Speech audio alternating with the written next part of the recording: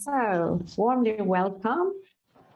It's good morning and good day and good afternoon and good evening, because we have such a rich variety over the globe with participants.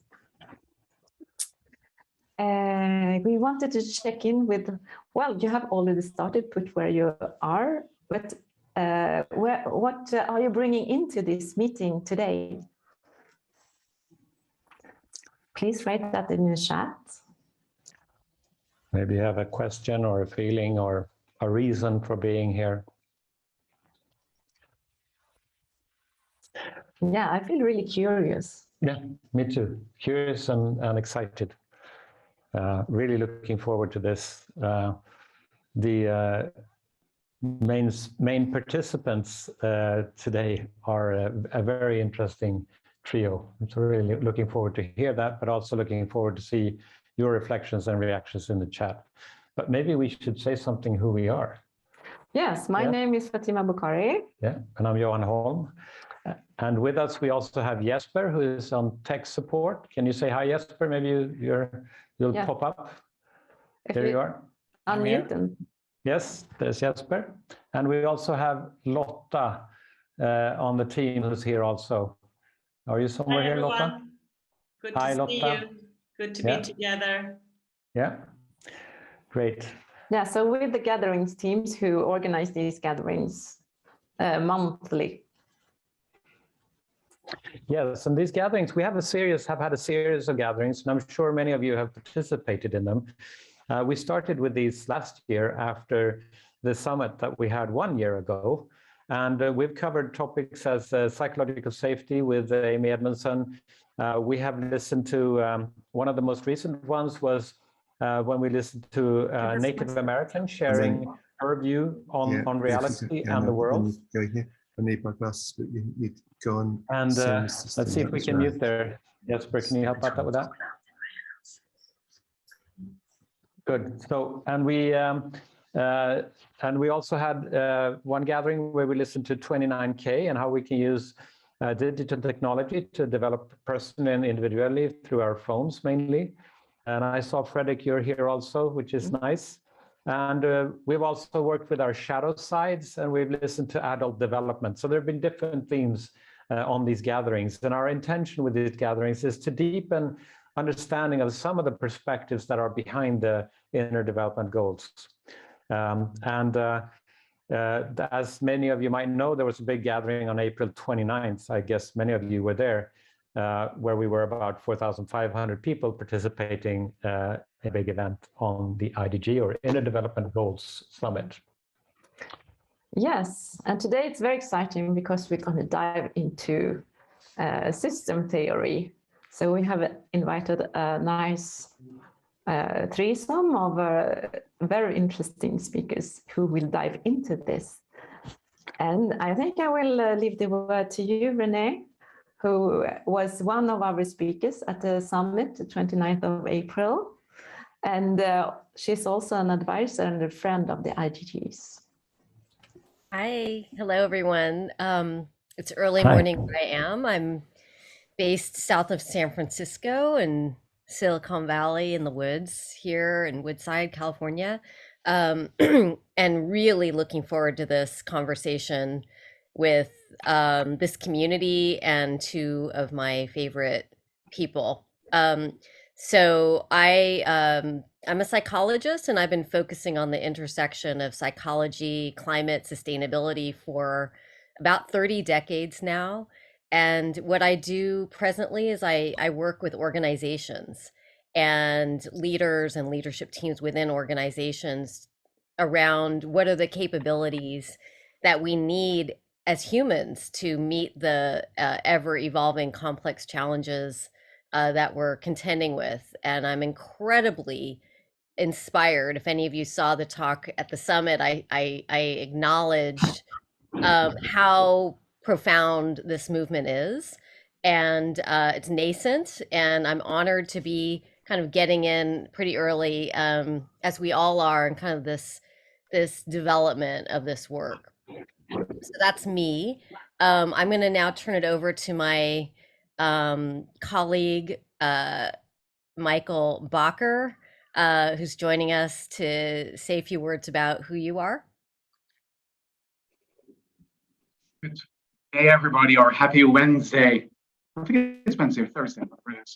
Michiel Bakker, you find me here in Sunnyvale in California, south of San Francisco. And I actually lead a variety of workplace programs at Google. So if you think about food at work, transportation, health and performance, helpful at home, as well as the sustainability program for the real estate and workplace services team for Google overall. So the programs I get involved with truly enable our workforce to thrive within a rapidly changing global environment. So I'm excited to speak today with Peter and with Renée to learn more about what can be done. How can we enable a global workforce to get ready for a very dynamic future? With that, I'm going to hand it over to Peter. Oh, you're muted. Unfortunately, my fingers are a little slower than my mouth. I have to work on that. I'm delighted to join you all. Nice to be part of this program with Michiel and Renée. I've been part of the IDG journey for a long time. I don't think I can say since it started, because I don't know exactly when it started, but I'll say a few more words about what that's meant to me in a few minutes. But I'm really happy to join you this morning. My name is Peter Senge. I'm based at MIT and been for a long time, and kind of been doing this systems thinking stuff for a long time. So we'll get back to all that, but it's really nice to see you all. And I'm really happy to be part of this session today. Great, thank you. So I want to orient us to the format for the session, and then we'll dive right in. So this is a conversation, and so we're taking a conversational spirit here. And I acknowledge there's a lot of curiosity in the room, including amongst the three of us. And so we're going to be really having, exploring kind of what themes come up. So we're going to start with Peter, and we're going to be hearing some reflections from Peter for a bit of time. And then Michiel and I are going to jump in, respond, reflect to what's been shared. And then the three of us are going to have a conversation to see, again, what's emerging. And then we're going to invite us into some brief breakouts. And we'll set that up closer to the time where everyone has the opportunity to just check in with each other on kind of what's surfacing. And then, that we'll have an opportunity to kind of share from the larger group what might have come up. And then we'll close for the session. So that's how we're approaching this. So with that, I'm going to turn it over to you, Peter. Great, thank you. So let me say a few more words about the inner development goals, which I have to say right at the beginning, I consider a little bit of an oxymoron. You'll understand the meaning of that statement in a minute. But we've all watched the emergence of the Sustainable Development Goals, the SDGs, now over the last 6, 7, 8 years. And speaking as someone who lives in the United States, I think it's probably one of the countries that gives the least attention to it. I find around the world, almost everybody knows the SDGs. I asked most people in the United States, they've never heard of the SDGs. And the problem there is in part, of course, the inherited antipathy amongst a lot of the American culture, American society towards the United Nations and all of this kind of global stuff, meaning you can't tell us what to do. It's kind of, I think, the way a lot of Americans see it.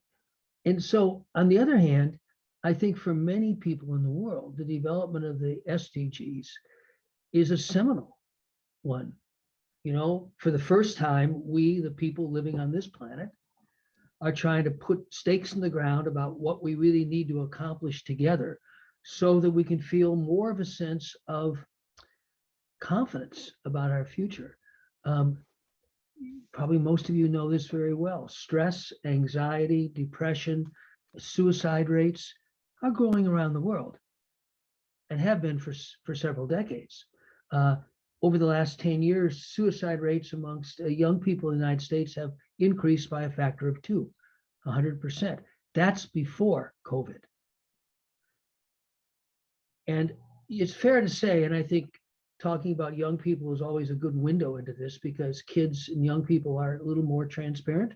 You know, what they say and what they do tend to align a little more than we often as adults have learned to be more, I'll use a negative word, deceitful. I think that's an accurate term. Kids are not like that. And the concern of young people about the future is really an epidemic. There was a recent study actually published in Nature, of all places, the kind of eminent physics journal, of 10,000 young people from around the world talking about their anxiety for the future. So against that backdrop, for the world to start to come together and say, no, these are things we really want to achieve that would represent a healthy future, is a very significant development, notwithstanding the kind of indifference or disregard in my own country. I think for the world as a whole, people are really kind of rooting for the SDGs, hoping that this maybe can really make a difference. I think in that context, the development of the IDGs is really important, the inner development goals, because I don't know, I can only speak for myself. When I first started to see the Sustainable Development Goals, I will admit, I too felt a sense of kind of skepticism and even cynicism. Well, it's really easy to set out these goals. So what, you have goals? Do you have anything approaching the wherewithal to actually make progress towards these goals? Or is it just a kind of a psychological salve, you know, a way to feel better because we put these goals out there, even though we have no realistic hope of making progress towards them? I think the inner development goals in an interesting way represent a response to that. So for me, what that means is that the Sustainable Development Goals make a lot of sense, but they basically represent a big shift from the status quo. You could say a 180-degree turn. You know, we've been moving as a global society for well over a century, you could even say a couple centuries, towards a very materialistic view, towards it's all about GDP growth, nothing else really matters, that income and spending for me as an individual is like the definition of the good life. If I make enough money that I can buy enough things, I don't need to belabor this. So to now start to say, no, we really have some aspirations, some deep longing for our ability to be. You know, the first of the inner development goals, being. For our ability to relate, to be with one another, to live in a world where we feel supported, seen, and in turn we see and support those around us, to work together towards things we really care about. And to learn to think in a new way. We'll kind of loop back to that and act in service of these kind of goals. To me, it's like, maybe this is the beginning of reversing the confusion. I do regard the industrial age, which we're still in the middle of, as an age of profound confusion. Yes, of course, material well-being is important up to a certain point. And after that, it's like chasing your tail, right? It's like more and more for the sake of more and more, not because it's better in any sense. And we all know that. And we all look at the bizarre concentration of wealth, which is, if anything, of course, accelerating right now, as really a kind of a testament to our confusion, that a handful of people, mostly white men, would own or have as much private wealth as half the world is really bizarre. It's the only word you can use.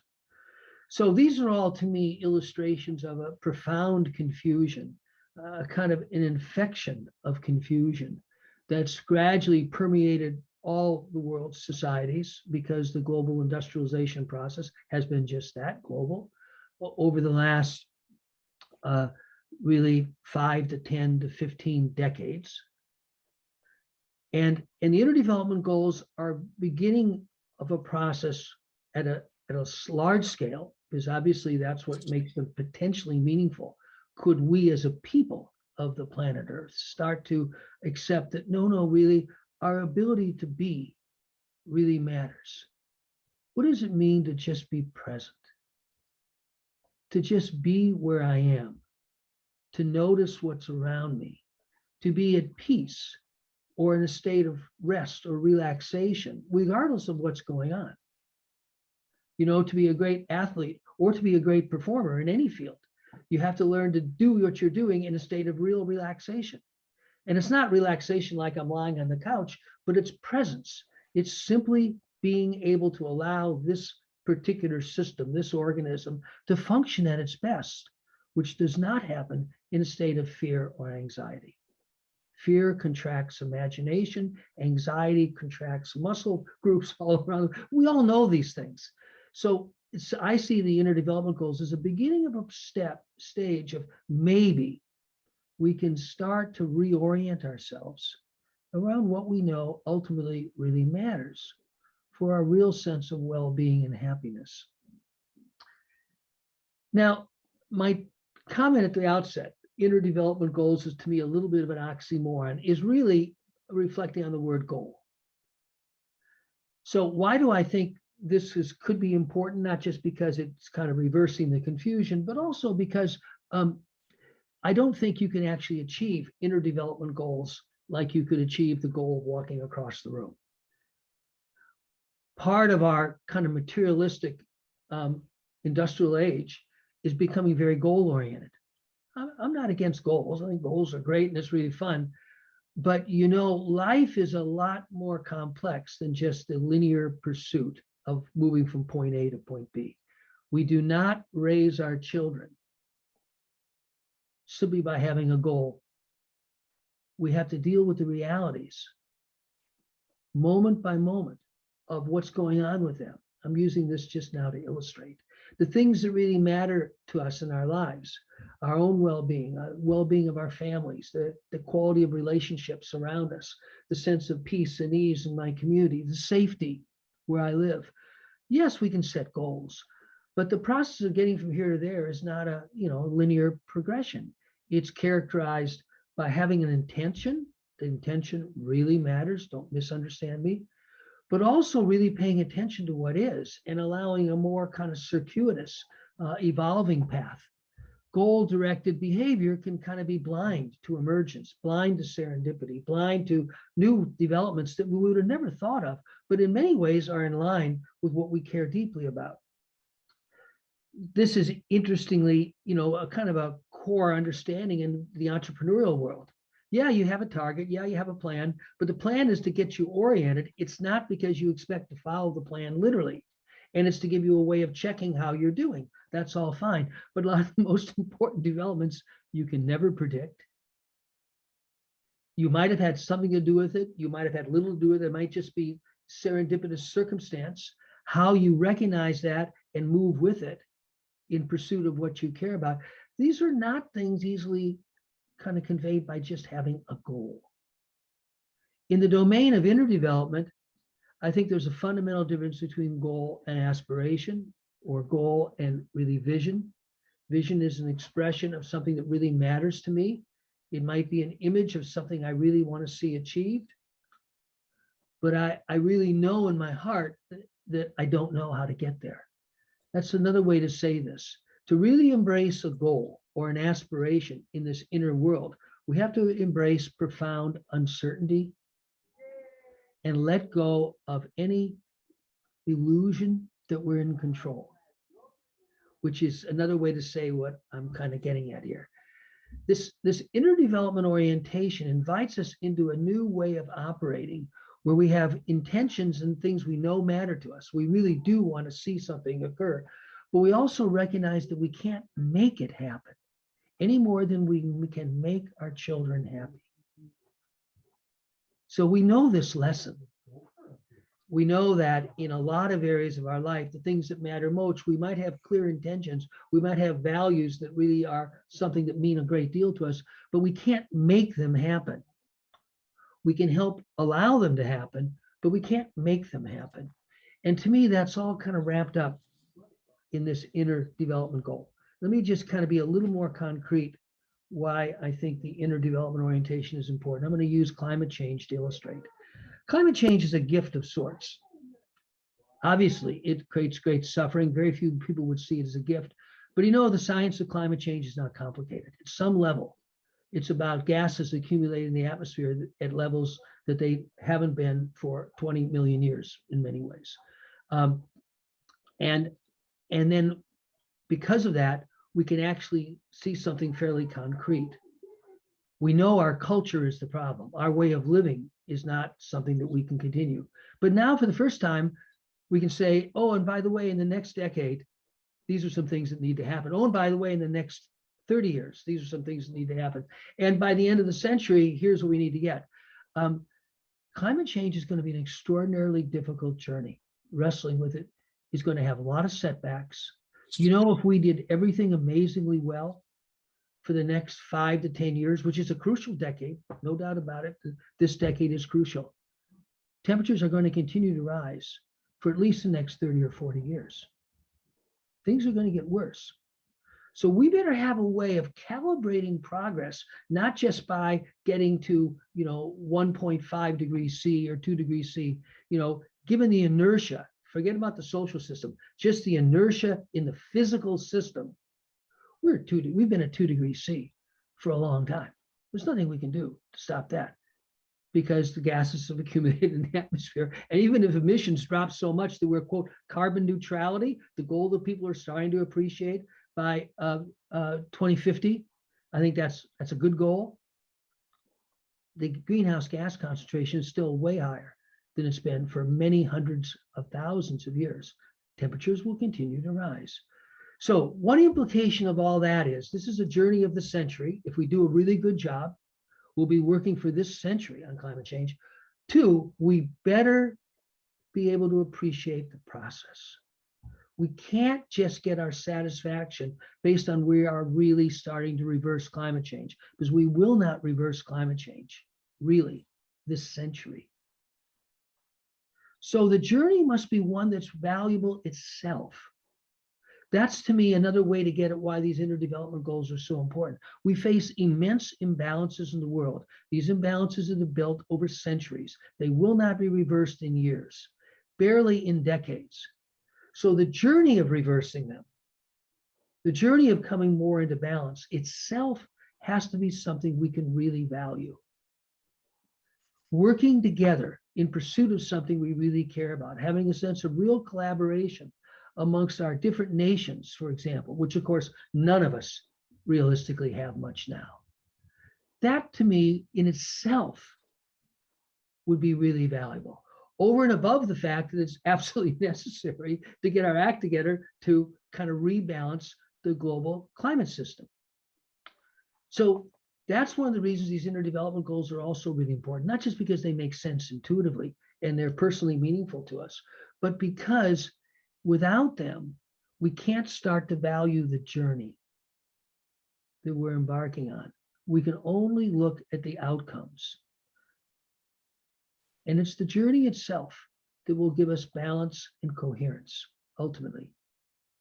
So, although I haven't used the term, what I've been talking about for the last few minutes is all about this systems thinking stuff. So I'll just make a few closing comments to kind of restate everything I've just said.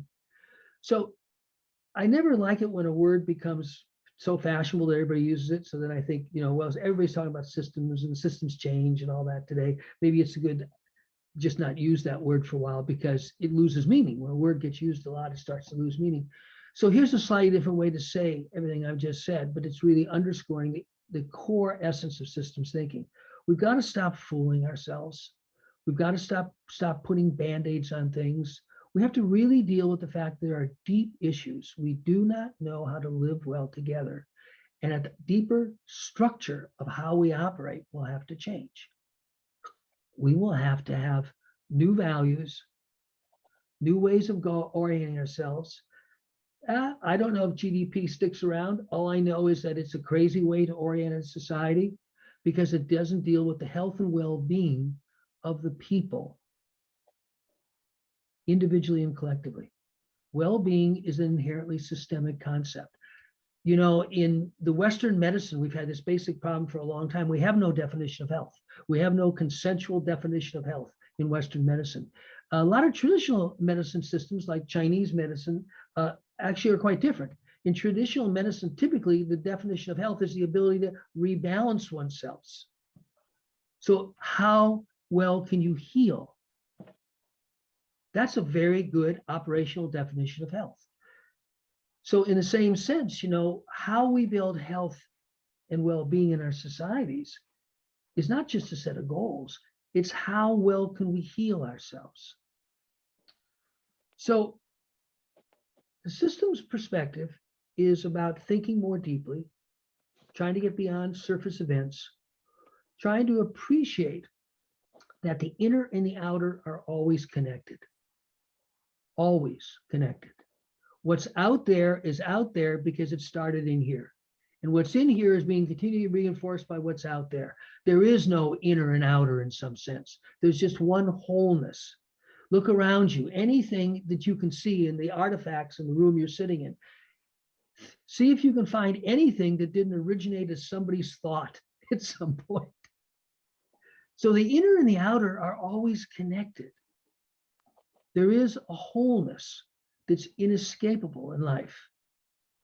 When we as a people started to not live in forests, not live on grasslands, gradually start to cultivate organized agriculture, and then gradually start to leave that to live in cities, it was a long journey of distancing ourselves from the inherent wholeness of the living world. An organism is healthy or not as an organism, not because I've got, you know, the best finger or the best liver. I have a great heart. Unfortunately, everything around it doesn't work too well. It doesn't have any meaning. So health and well-being by their nature are about the functioning of an organism, just as health and well-being at a collective level are about the functioning of communities and societies, families, communities, societies. So systems thinking is inviting us to step back into what I consider our natural way of thinking. We've had a lot of experience teaching tools of systems thinking to children. They get it immediately. It takes very little time. The only problem in a school setting is they learn so much faster than their teachers. The teachers then get very threatened. We grow up in families. We play on playgrounds. We live in communities. We are emerged as naturally in a world of interconnectedness. All that systems thinking is about is honoring the interconnectedness and the fact that everything is continually in a process of change. Those are the two pillars of systems thinking. It's all interrelated and it's all continually changing. Guess what? Every kid by the age of 4 or 5 knows this. They may or may not think it, but they know it. So it's a very natural way of thinking. It then orients us towards multiple time highs. We look at problems like climate change or sustainability. We do have to think in the short term. This decade is really crucial. But then we have to think in the medium term. The time to now to 2050 is really crucial. But you know what? So too is the rest of this century. I'm just illustrating now. Systems thinking naturally gets us embracing the equal importance of multiple timeframes and how they interact. In many ways regarding climate change, I think our big challenges will be from 2030 to 2050. If we start to make real progress to slow the growth of global emissions, guess what? It's going to get more and more threatening for a lot of vested interests. And those threats will grow over the next 20 or 30 years. So it's about embracing multiple timeframes. And in the end, it is really about honoring the inner and the outer. Hence, a long circuitous way to say why I think the inner development goals are so important. You need both. The inner and the outer are entwined, profoundly interdependent, never otherwise. It's just a delusion to think that's not true.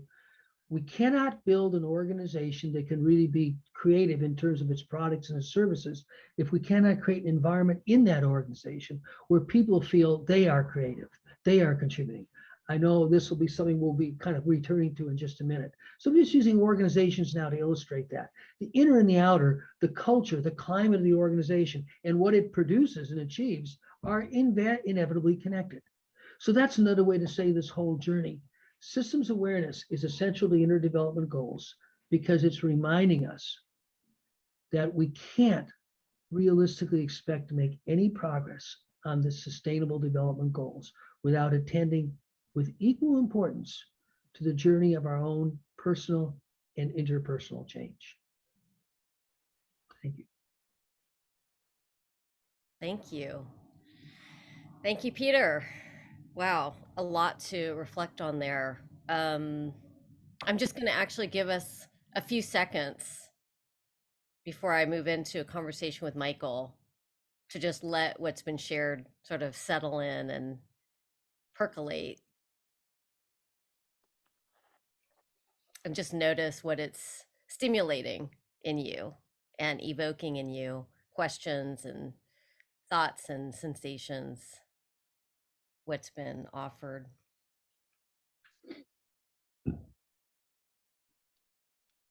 And also just bringing our awareness to the fact we're in this incredible group of people from all around the world. It's pretty amazing. So sensing into the field, the virtual field.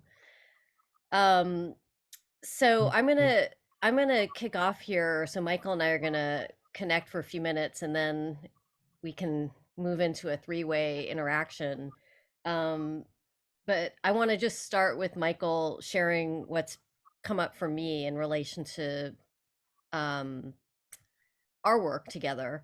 So one of the things that I think many of us recognize is, one, when you're in an organization that has like a bit, that when you're in a business in particular, and you've got tremendous pressure to, meet bottom line, to, just fulfill the very real world pressures, exigencies of a business context.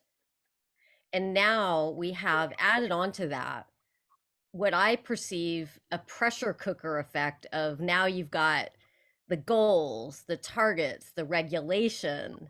The SEC is now saying, we're going to be tracking you. And, it just creates a very pressurized environment.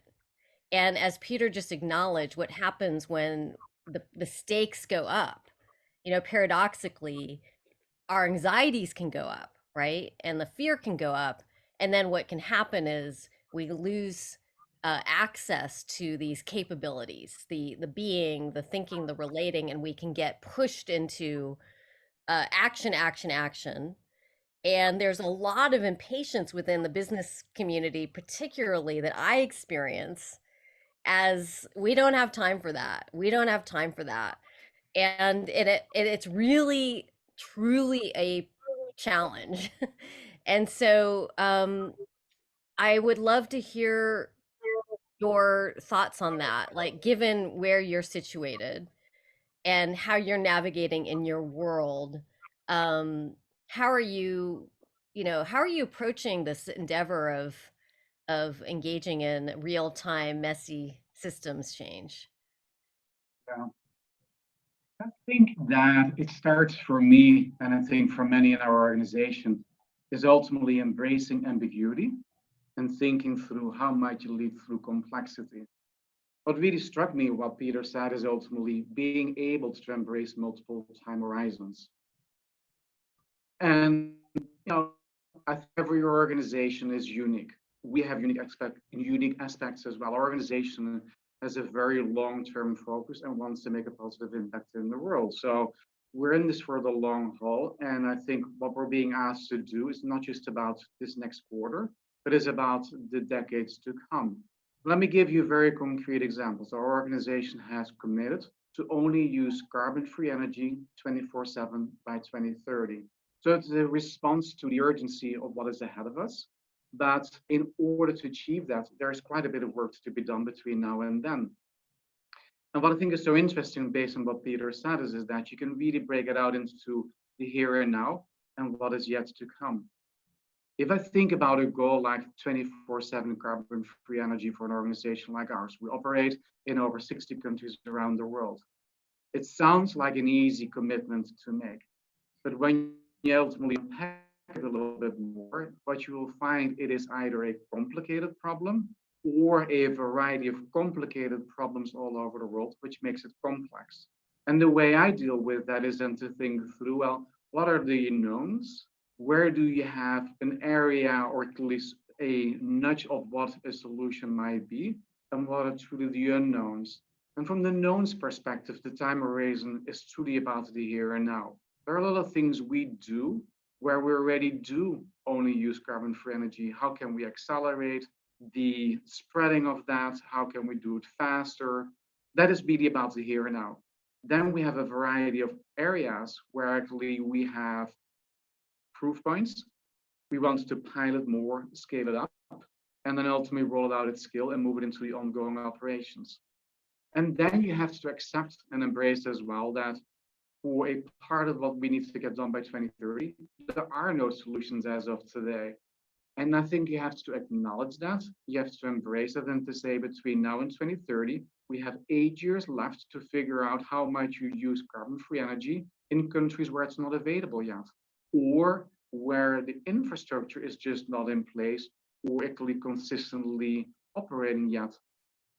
So to me, it is ultimately being able to lead with a clear vision of where you want to go longer term, to acknowledge that you work in a very complex ecosystem where you have competing pressures. Some of our stakeholders feel we should do more faster. Others say you have to be very methodical. And I think as a leader of a program or a part of this ecosystem, you have to acknowledge and embrace this diversity of opinion. And then you have to think through how can you ultimately get as many of those individuals in your broader ecosystem? How can you enable them to ultimately work together towards this common goal? The other one that really struck me with what Peter was talking about, are inner development goals ultimately goals? Or is it much more a direction of competency development? So the way I would use the inner development goals framework, to me, it is an amazing overview of 23 competencies that team members collectively should be able to master. The other one that struck me is that if you agree that we're working in a very complex ecosystem, is it really about the individual, or is it about the individual in connection with the team, in connection with the broader ecosystem? And to me, it should actually be more than just the inner development goals, because which is, I think, very focused on an individual. But at the same time, we need to acknowledge, but what is the relationship of the skills of an individual in relationship to the broader ecosystem? Right. It's almost like the psychosocial development goals, which doesn't quite have the same ring as inner, but it's to the point Peter's making. There actually is no separation between the inner, the outer, the consciousness and what's materially in our world, and it's a construct, right?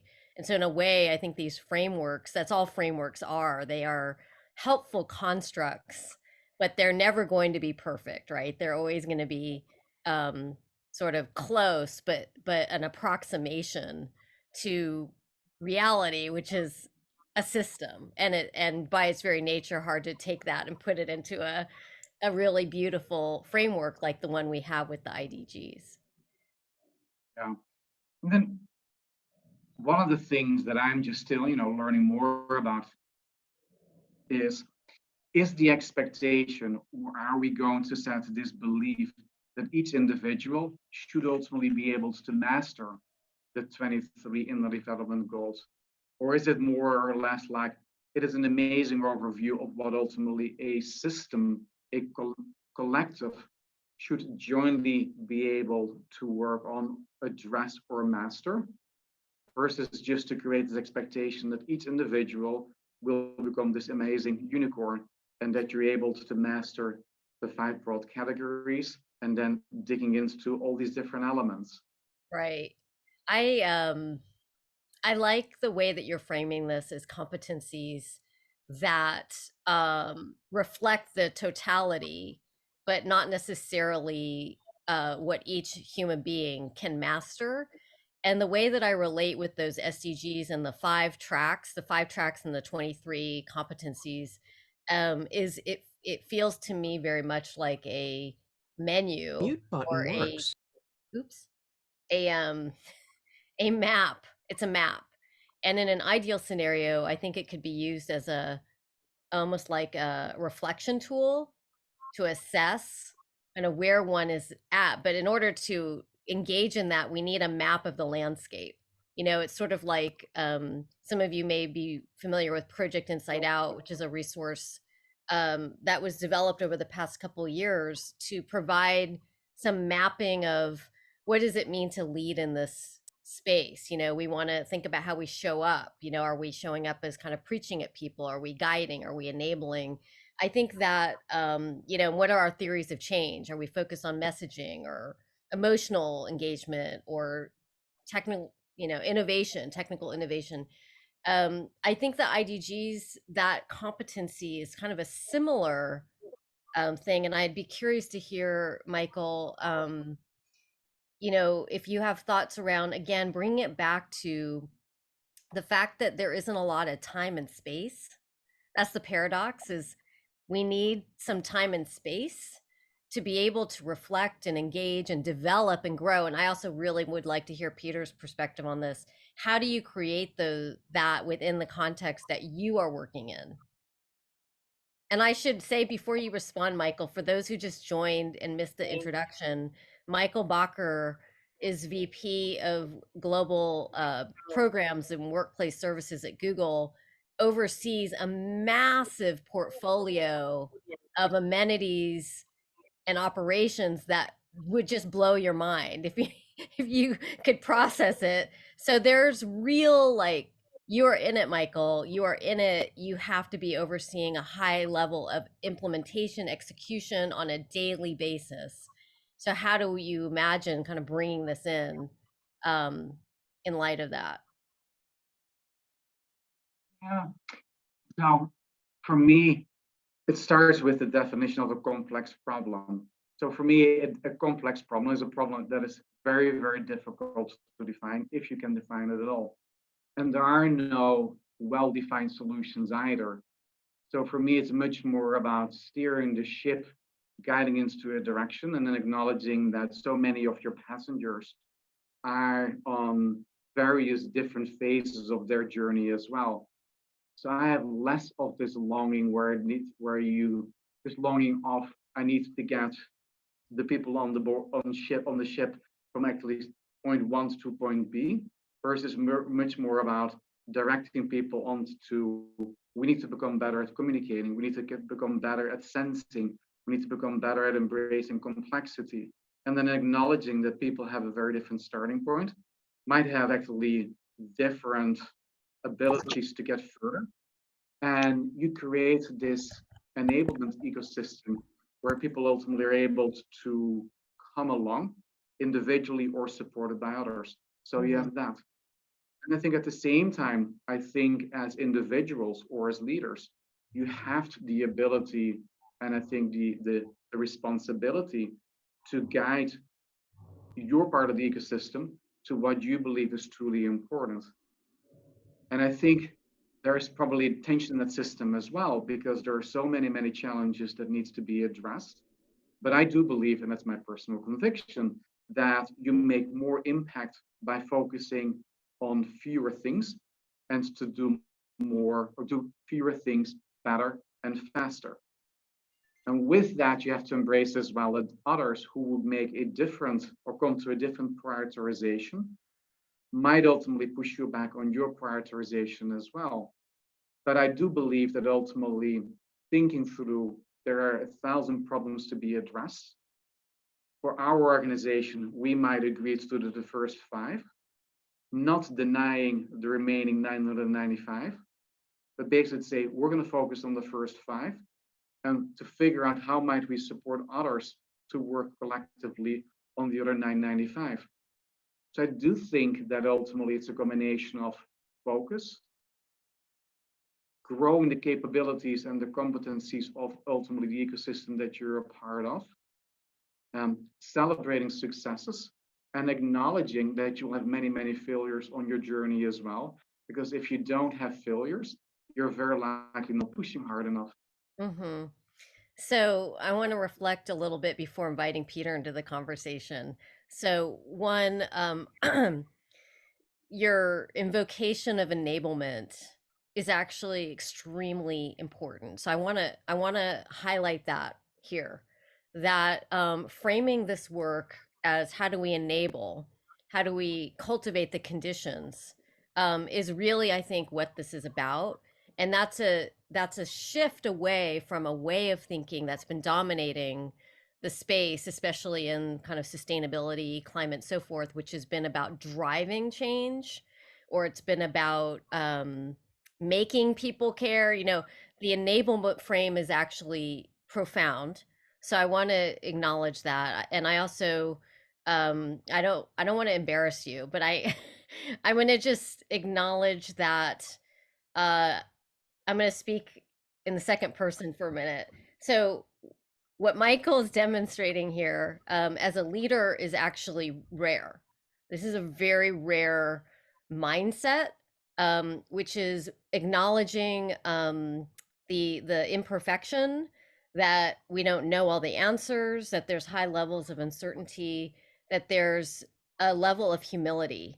And that in itself is an embodiment of what I see as a form and kind of leadership that we're really wanting and needing today, that the IDGs are in service of. So I want to acknowledge you, Michiel, for that, and express appreciation for how you're showing up in the context of such pressure.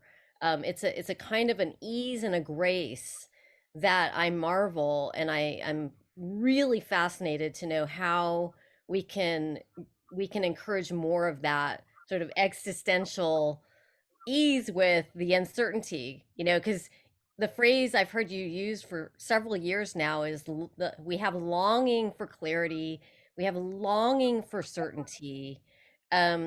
Peter just acknowledged that, you know, we have to just give that up, right? We have to let go of the longing, and we need people in leadership roles, I think, to acknowledge that and to affirm that and give us permission to. But you know, I'm just like, where does that sense of ease come from? Because for a lot of people, we can get popped out of our kind of threshold, right, and get very anxious and very kind of, our stakes can go up with given the situation we're in. I would answer the question in the following way. So if you want to be impactful in the world, and if you really say, I acknowledge the challenges that we are faced with, and I want to leave the world in a better place, whether it's for my kids, or whatever ultimately is driving you to do what you want to do. To me, it's so incredibly straightforward, is that if I have clarity on what it is I or our organization does not know and where we need help, wouldn't you be able to impact more by being clear about it and asking others for help? Mm-hmm. And getting others to do the work for and with you and making more impact, than for you just to be, I would say, somewhat oblivious or ignorant, and to say, I'm just going to pretend that by the time I'm done on planet Earth, I've only achieved 40% versus what you can do by just being open about what you don't know, and very likely what others don't know either.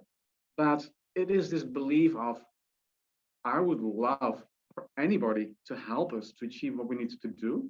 I have no pride in ultimately the solution in itself. I think there should be pride in being able to get more done with others. Mm-hmm. But you have to, go ahead. So finish your thought. But I think it's ultimately, it goes back to the context in which you get to work. It's probably the context of your culture. So it's easy maybe for me to say, and maybe I'm just lucky to have found an organization where this way of thinking is really embraced, and where you ultimately get to act upon that. But it goes back to my belief as well, is that ultimately you own it. It's easy just to be part of, you know, the average middle of the organization, because it's easier. There is no risk.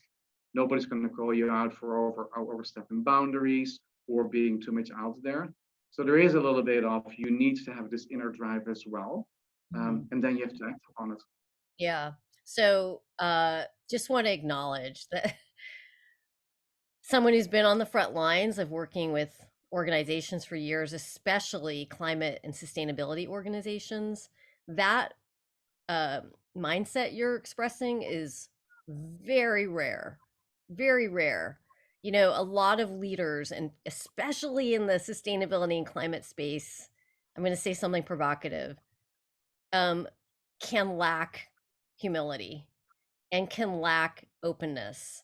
I see that as a defense mechanism against feeling like I can't allow myself to go there. I have to show up as like having that sense of I know what I'm doing.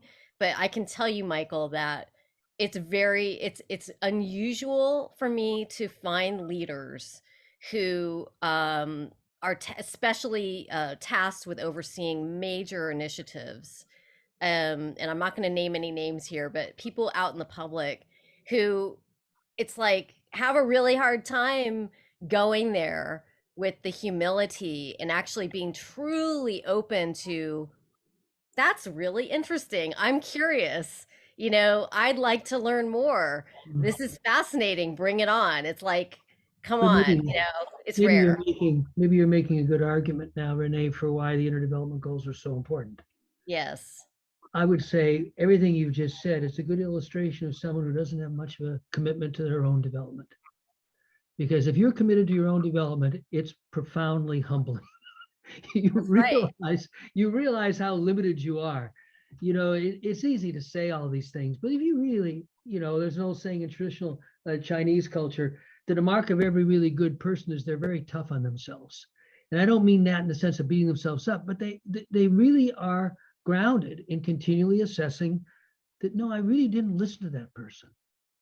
I kind of looked like I was listening, but really I was so caught up in my own thoughts, I heard very little of what they saw. I mean, to be committed to interdevelopment, it puts you on an inescapable journey of being humbled. So I think another way to say what you just said is, well, good. We don't have many leaders we have a lot of people in positions of authority who don't have much notion of what it means to be committed to their own development.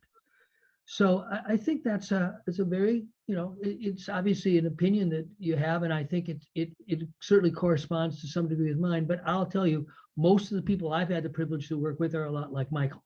Mm-hmm. They're the only ones who get anything done on complex issues. The people who have a big ego and think they've got a plan that's going to work. I'll never forget, I had a good mentor of mine go and visit the CEO, but I thought, this guy needs a little coaching. And I'll never forget his comment. He came back and he said, well, I've talked to him. He has a very clear plan of where he wants to go. He's in big trouble. And he realized that this guy was so caught up in his goals and his way of getting there that he would just, you know, never be able to deal with the complexity that he would actually face. And he was right. Within a couple of years, he was gone. He was way too focused on his own way of seeing the world. So humility might be another kind of overarching kind of way of appreciating what the hell the interdevelopment goals are actually all about. Exactly.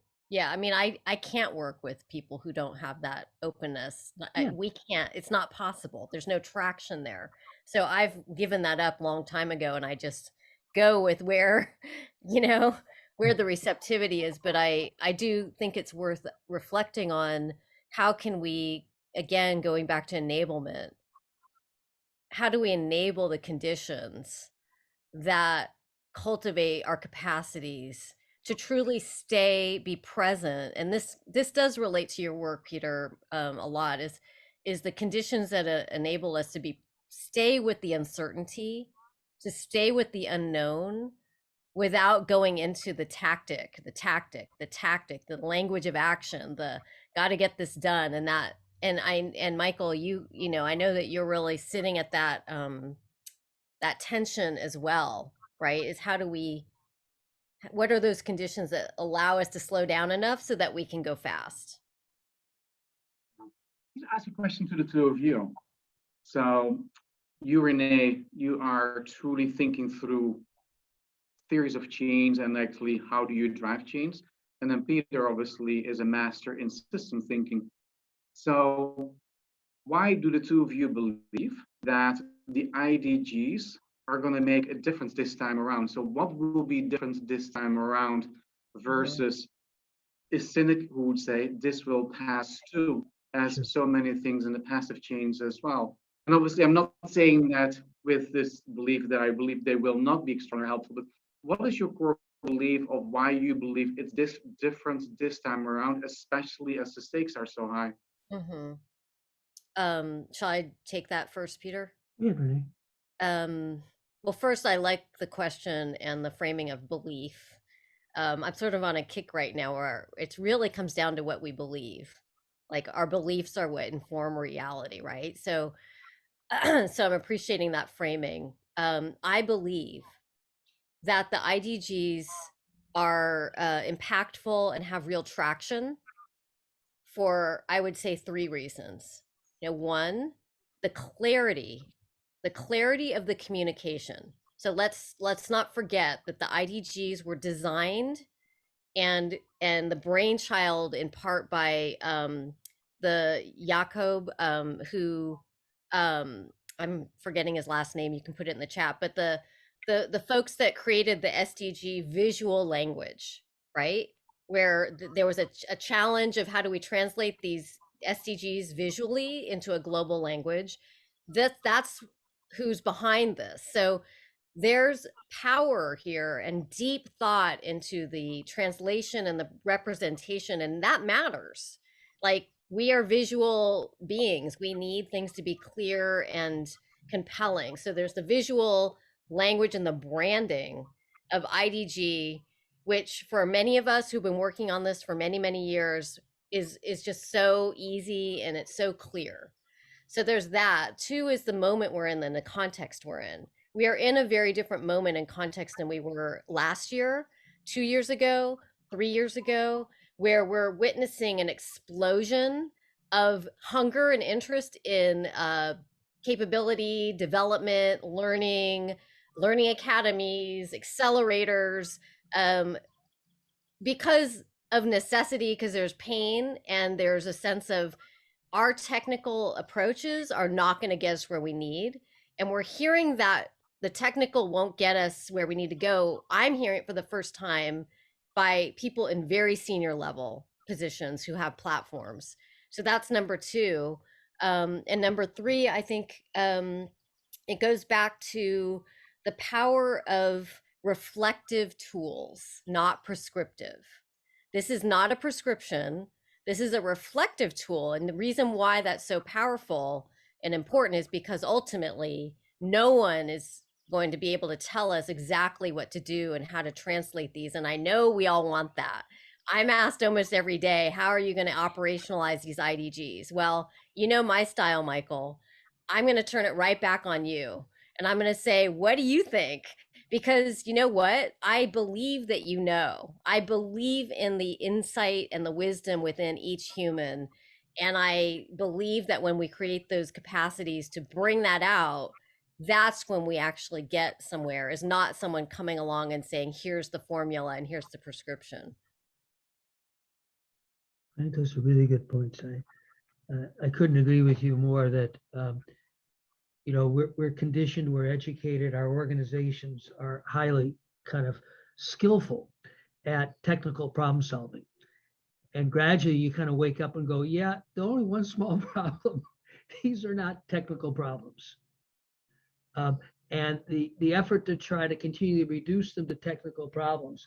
I mean, look, we could have been accelerating the energy transition 50 years ago. I remember being part of a project, you know, even 25, 30 years ago, where there was a big challenge grant to all the big Detroit auto companies to build a car on an assembly line. Actually, it was 1990, 1988 to 1990, to build a car on an assembly line that could get 80 miles per gallon. And they did it. And then none of them thought to bring it to market. So the problems, the technical parts of these problems are simple. The organizational, institutional, and you might say cultural inertia is what we always bump up against. So I think you're absolutely right about that. And in that context, obviously seeing the IDGs as tools for reflection rather than prescription, really important. I'm watching the time, and I know we want to give people some time to get into a breakout, and I think we probably should transition to that pretty soon. Definitely, I agree. I just wanted to add a little bit, a slight take on what you just said about inertia. I think it's important. This is my belief that it's less inertia and it's more defense mechanism. So it's how organizations manage anxiety. So I'm thinking again about, let's just take Google because we've got Michael here. It's how an organization kind of copes with anxiety, varies by the culture, right? But I think what shows up as inertia, or what shows up as we don't have time for that in itself, is a defense mechanism or a defense strategy.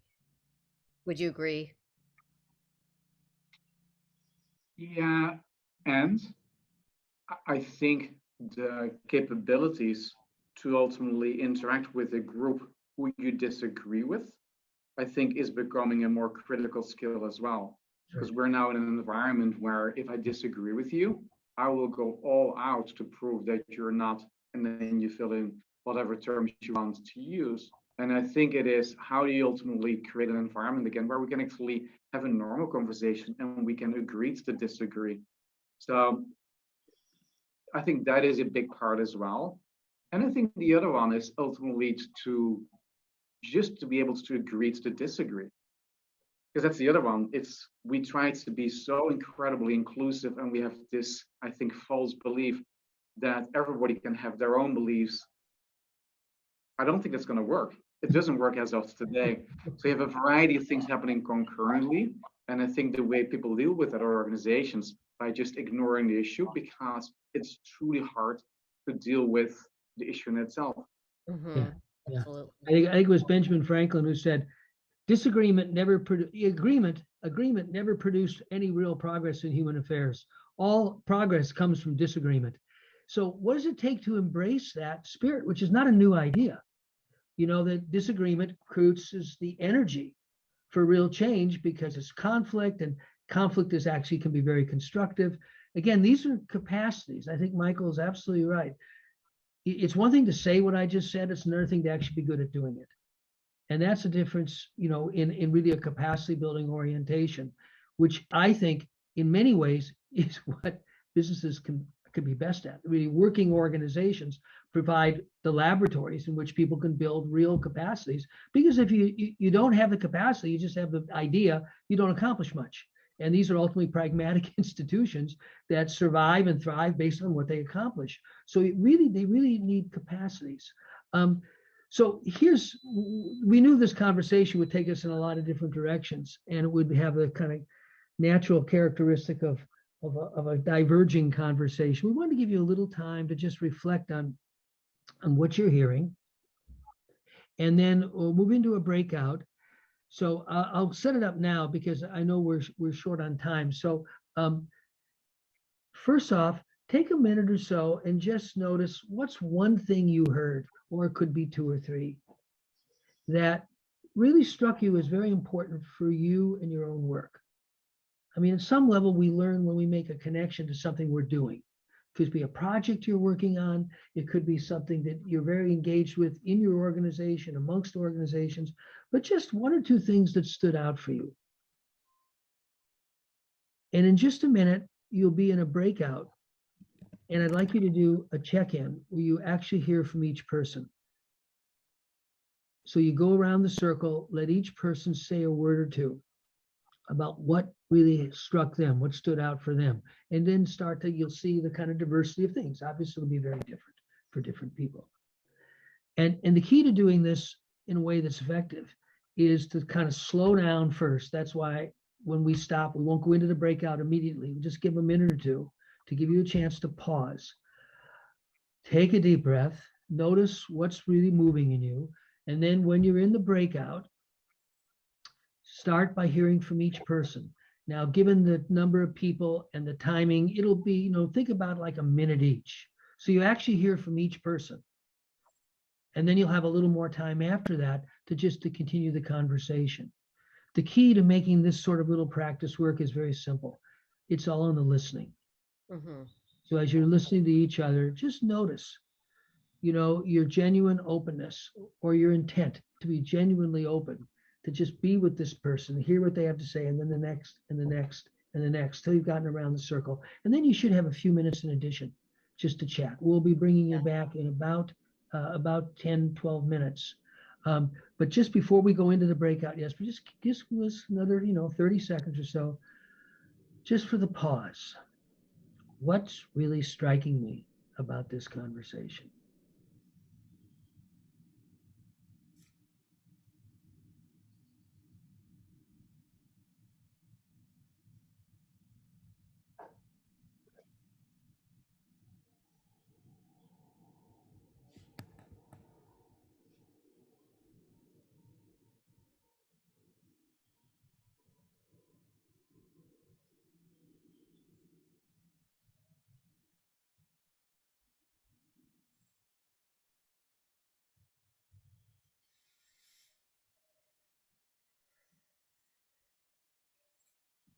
So Jesper, whenever you're ready, you can move them into the breakouts. And remember, about 1 minute each, so you hear from each person first, and then you'll have a little extra time to just continue the conversation. Thank you. One takeaway, Peter, that I had from this, and One takeaway, Peter, that I had from this, and Michael and also Renée from all your conversations, is when you're talking about the innovative development skills being like qualities of an ecosystem, or whatever, rather than individual skills or qualities or whatever. I think that's a really important notion, and it's the clarity which you conveyed that with. We haven't had that out so far. So thank you very much in the. I thought Michael really hit a critical point right on the head at the beginning when he said, this is not just about individuals and inner just that, but it doesn't have to. I mean, the quality of this inner space shared in a team is like how you start to understand what makes a generative team. So I think recognizing that inner does not mean individual only.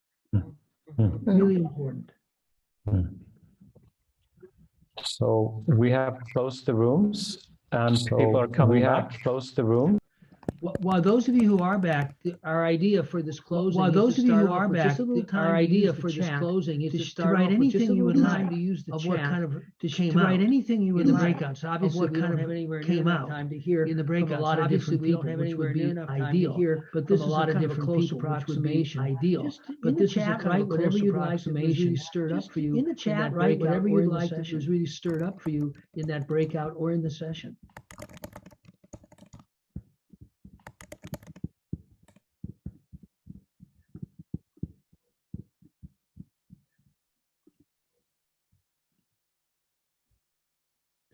For those of you who are still just coming back, we're just having a little time. For those of you who are still just coming back, we're just having a little time like for people share in the chat. Anything they would like from the day and their breakout.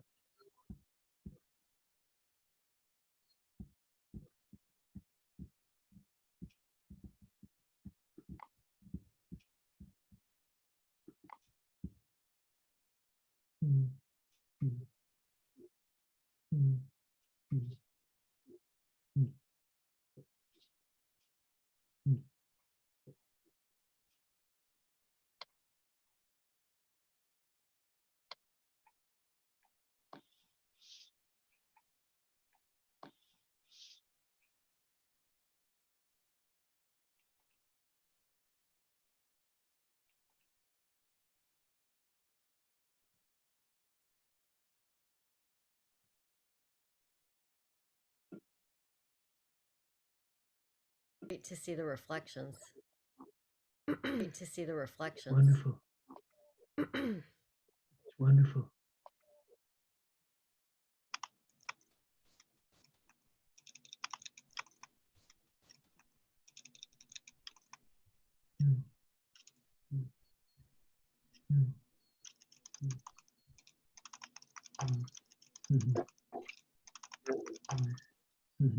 Wow. Wow. That's something that's direct something that's direct transmission.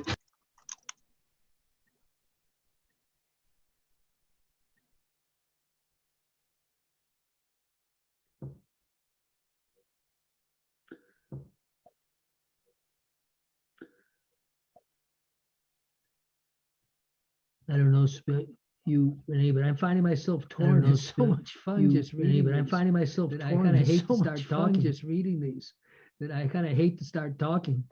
Yeah, I agree. Yeah, I agree. So we have a few kind of announcements at the very end. So we need to reserve. We have a few kind of announcements at the very end. So we need to reserve about 5 minutes. Again, I think these chat comments are just wonderful. I think these I'll just chat comments are just wonderful. And I'll just reading them. My closing comments gives me a wonderful sense. Reading them kind of collective gives me a wonderful reflection of the kind of collective. And it's a beautiful embodiment of the fact that inner is not just individual. And it's a beautiful embodiment of the fact that inner is not just individual.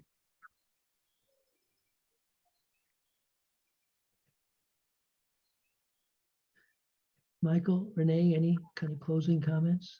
Michael, Renee, any kind of closing comments? It is a journey, and we will know more tomorrow than we know today. And we will know more tomorrow than we know today. And it's really about give yourself, I would say, grace for the things that you give yourself. I would say grace and not being self-critical. That always says, I'm not doing enough. Be self-critical enough. That always says, I'm not doing enough. It's not be kind to yourself. It's be kind to yourself, Renee. I'm not sure I have much to add to that. I'm not sure I have much to add to that. Recognition, just appreciation, development, recognition that hard development that is, doing hard. Developmental work that is challenging, doing developmental work, acknowledging that, honoring that, challenging, compassion, and just acknowledging for that, ourselves and each other as we bring this work out in the world, for ourselves and each other as we bring this work out in the world. So yeah, appreciation for the time that everyone's taken, and appreciation for the time that everyone's taken. It's hard because it's actually hard, not because we're incompetent. It's hard because it's actually hard, not because we're incompetent. Yes, that's correct. So turn it back to Johan Fatima, and I know Renee has an announcement. Johan Fatima, and I know Renee has an announcement or two at the end. Do you want to go first, Renee? Sure. I just wanted to let folks know, just acknowledging outside of the US, just acknowledging there's a lot of people outside of the US. There's some activity happening that's pretty cool. There's some activity happening that's pretty cool to kind of start bringing IDGs and one of those is a conference coming up. And one of those is a conference coming up. It's a corporate sustainable tends to be more of a corporate sustainability community. It tends to be more of a corporate sustainability. And I'm going to just throw a couple links in the chat just to let you know that I'm going to just throw a couple links in the chat just to let you know that Michael Bakker and I'm going to be doing a keynote as well talking about the IDG. And I'm going to be doing a keynote as well talking about the IDG with Christina. With Nimela Strom from IKEA. So I'm just going to put those in. I want to put that on the radar. I wanted to also acknowledge Project Inside Out as a tool. I wanted to also acknowledge Project Inside Out as a tool on a platform that is about reflection. I saw that in the chat again for anyone who wants to check that out. I'll put that in the chat again for anyone. Okay, thank you very much. The last few minutes we're going to list Jan, the last few minutes we're going to list Jan, is gonna our CEO of the IDGs, is gonna happening next. Tell us a bit about what's happening next. Thank you for a beautiful and rich conversation. We are a group of people, a little IDG hub here at the island. A group of people, a little IDG hub here at the island. If you can wave behind me, if you can wave behind me. Oh my gosh. So cool. So cool. Just wanted to say, Peter, Renee, Michael, just wanted to say so much for your wisdom. Peter, Renee, Michael, here at the island for your wisdom. In September 2023, here at the island, when we will gather September 2023, when we will gather. A reflection first, just in our triad, we talked about a reflection first, just the skill. In our triad, we talked about the skill of being with uncertainty. Okay, it's funny that in Swedish we couldn't even find a name for it. It's funny that in Swedish the closest that I could find is negative capability. The closest that I could find is negative capability that John Keith reading Shakespeare's dramas and saying how that builds reading Shakespeare's dramas and saying how that builds an ability to hold uncertainty and how we need a word. We don't even have a language. And how we need some of the skills. We don't even have a language. So just a reflection upon that most needed. So just a reflection upon that. I'd like to invite you to is what three events I'd like to invite you to next is The first one we just decided upon, and it's about embodying them through art and poesy and music. Art, so we're going to be four artists, musicians. So we're going to be four artists gathering musicians on the 14th of June, gathering on the 14th, and we're going to send it also online. But if you want to participate, you need to do something like we're doing. But if you want to participate, you need to do something like we're doing. You need to find sitting at one computer. You need to be 3 people, and we're going to have sitting at one contributions of music, and we're going to have beautiful contributions. We're going to work music and art, poetry, and we're going to work with that bodies, so that feel and not just becomes an intellectual, so that exercise not just becomes an intellectual. The second thing is actually the day after. It's our partner Cadra. The second thing is actually the day after. It's our science from research to application. They will do science from research to application. They will do dialectical thinking. And you can join that. There will be information on how space. You can join that. There will be information sent out to you about it also. And the last thing is actually we're doing our first IDG. And the last thing is actually we're doing our first IDG action day. And we hope we can. Please help us get Renée Brown. And we hope we can. We need to help us get Renée Brown. She's from Austin. We need to get her. So 27th also.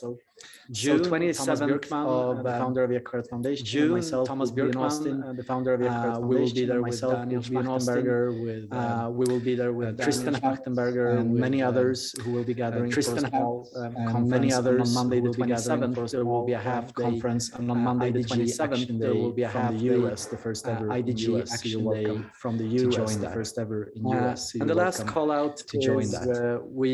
And the last call out phase 3, which is going global. We will start our phase 3, which is going on the 20th of September.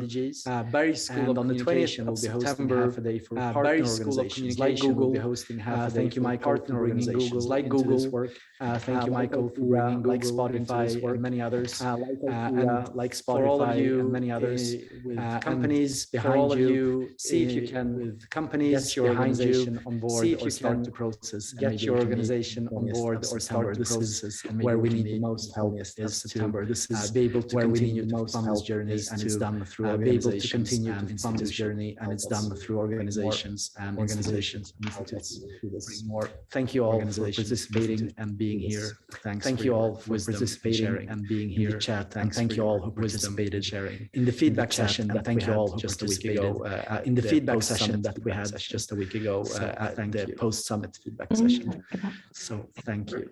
Thank you very much. And thank you very much. This is the last gathering for this spring.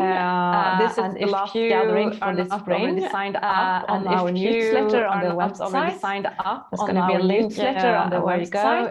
Please do, because we have where you go. Please do, because we have gathering topics for this very exciting. So please join topics for this autumn. And thank you for today. Join us and you then. Yes, as an end, why don't we all turn on our microphones and we say goodbye? Why don't we all turn on our microphones and we say goodbye? As an end. Yeah, goodbye in our own language.